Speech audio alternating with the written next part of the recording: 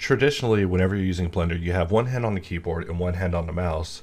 And if you look at your keyboard, you can see that the K key is a little bit far from where your left hand is generally positioned. So generally during Boxcutter usage, if you wanted to use knife, you just have to reach over and press K.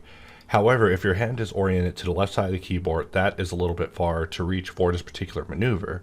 And for that reason, while drawing a box, pressing Ctrl X will actually toggle between knife on the fly in the event that you're on the left side of the keyboard, aiming to get to knife very quickly. In this scene, we have wireframe enabled, and we're looking at a situation where bevel didn't quite work out successfully with these randomly placed circles.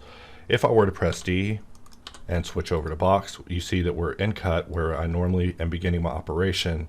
We can bring in our cut, but we can press Ctrl X to quickly jump over to knife, click and apply, and complete the operation. Also want to make sure that hops mark isn't on, since that would be detrimental. And because we switched over to knife, you see that we're already in the knife state where I'm able to continue drawing these shapes in order to alleviate the stress that's happening with the bevel and their relationship with these circles. So this is one of the general purposes of using 3D Box with knife, is to basically alleviate some of the tension that can happen with unoriented geometry as far as edges are concerned with bevel, because sometimes bevel will just solve as bevel will, resulting in rather skewed edges.